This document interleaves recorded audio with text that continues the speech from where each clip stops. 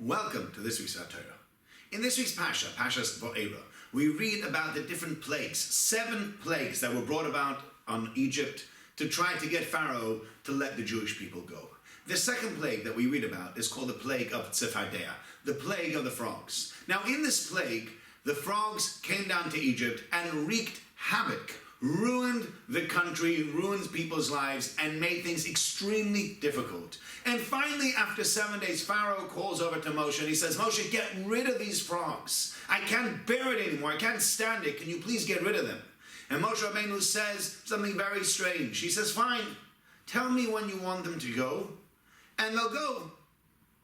And Pharaoh says, okay, I'd like them to go away tomorrow. Moshe Rabbeinu says, so fine, you want them away tomorrow? No issue. And not only that, we'll make them go away tomorrow, and you will know that God is really in charge. What's going on here in that conversation? And why is Pharaoh asking for tomorrow instead of asking for now? And it seems, says Ramban and many of the other commentators, that after all that, Pharaoh still wasn't sure whether Moshe Rabbeinu was telling the truth, whether Moshe Rabbeinu was doing a real miracle, or whether he just knew that the way the stars and the constellations and the way nature worked out, frogs would overrun Egypt. And he might have just come right before the frogs were meant to go away. And Moshe says, do you want them to go away? And Pharaoh says, yes, I want them away. And then they disappear. And Moshe goes, look, they disappeared. See, I know what I'm doing. And in reality, Moshe Rabbeinu tricked him and tricked all the Egyptians. So therefore, Pharaoh chose a different time. He says, you know what? Let's choose a random time. Let's try tomorrow. If you're really the real deal, if you're really telling me that this is a miracle from God, I don't want it to go away right away. Let's try a time tomorrow, 11:53. Let it disappear tomorrow, 11:53. He says, Moshe Rabbeinu, you want to test me? You want to check if I'm still telling the truth? No problem. Tomorrow, 11:53, that's when it disappeared, and that's what happened. And that's when Moshe Rabbeinu says, Leman teda, so that you should know. Ki ein kashem Elokeinu, there's nobody else out there like God. You think you'll catch us out. You won't catch us out. That's the conversation they have over there.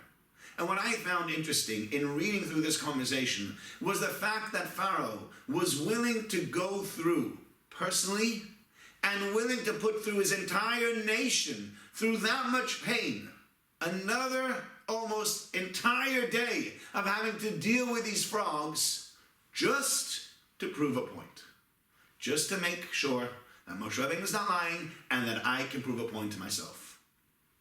And it's strange to see that. And on the other hand, it's something that we see again and again. People do silly things just to prove a point. A solicitor told me he knows people that have spent £2,000 to try to recoup £150. Now, why would you do that? You recouped £150 but you're $1,850 down. Why would you do such a thing? It's not about that. It's about the principle. And sometimes we get so stuck on the principle that we forget to see the bigger picture. And Pharaoh is so stuck on this principle that I need to prove Moshe Rabbeinu wrong, instead of looking at the principle that his people are suffering. And he's willing to let everyone go through that suffering, including himself, just to prove a point. The next time you think about it, am I trying to just prove a point? Or am I being honest with myself? Intellectually honest, emotionally honest? Or is this just some kind of vendetta that I have? Oftentimes you'll find if you're really being honest with yourself, you would deal with things differently and you would do things differently. So think about Pharaoh. Think about how he dealt with things and make sure you don't make that same mistake. Wishing you all a very good Shabbos.